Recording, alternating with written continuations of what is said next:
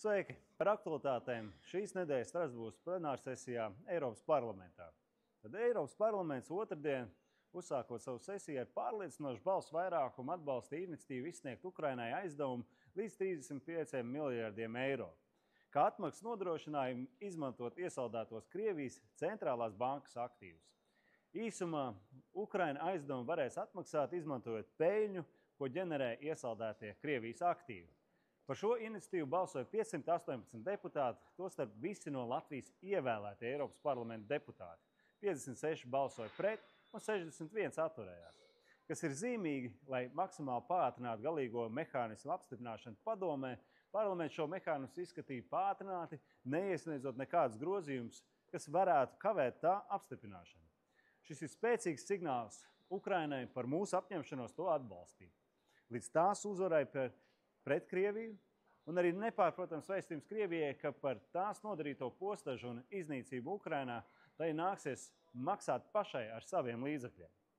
Ir skaidrs, ka mums ir jāiet tālāk un ir jāvirzās uz Krievijas iesaldēto aktīvu pilnīgu konfiskāciju, nododot tos Ukrainas rīcībā.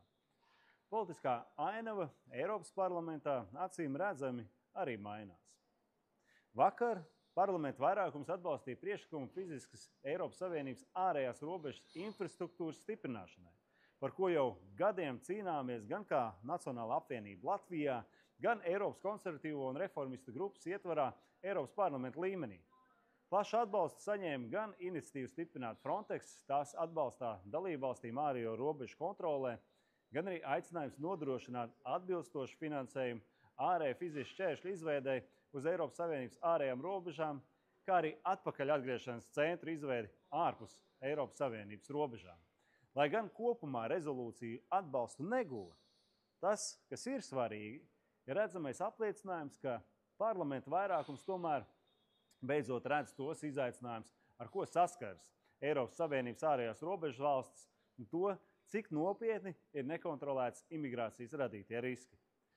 Lai gan rezolūcijā, kurā ietilpa atbalstītais priekšlikums, kā arī citi priekšlikumi, piemēram, par apvienoto nāciju organizācijas palīdzības un darba aģentūras, plašāk zināmo UNRWA finansējumu pastiprinātu uzraudzību, beigās tika noraidīta.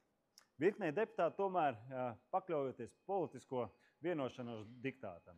Un ir skaidrs, ka tas, kurā virzienā pūš politiskie vēji, pamazām mainās.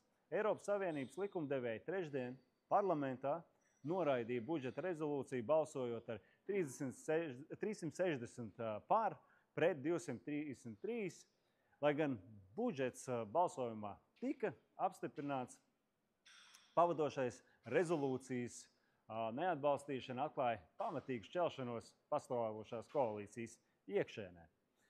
Pirms un pēc budžeta balsojuma notika arī debats par dažādām rezolūcijām, tostarp saistībā ar Krievijas ēnu floti un sankciju paplašināšanu un piemērošanas tieši nodrošināšanu. Dezinformāciju un arī ārvalsts iejaukšanos Eiropas demokrātiskajos procesos un sabiedriskajās norisēs. Kā arī dezinformācijas spriedām par situāciju Azerbaidžānā, kur fiksētas represijas pret politisko sabiedrību un politisko opozīciju, kas rada tiešām bažas par demokrātijas stāvokli valstī. Ko es varu teikt?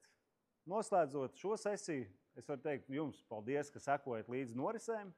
Reizēm šeit, Strasbūrā un arī Briselē notiekošo izskaidrot ir sarežģīti un piņķerīgi, pat klātesot, taču ceru, ka kopumā visi kļūstam labāk informēti. Tad uz tikšanos nākamreiz. Paldies! Atā!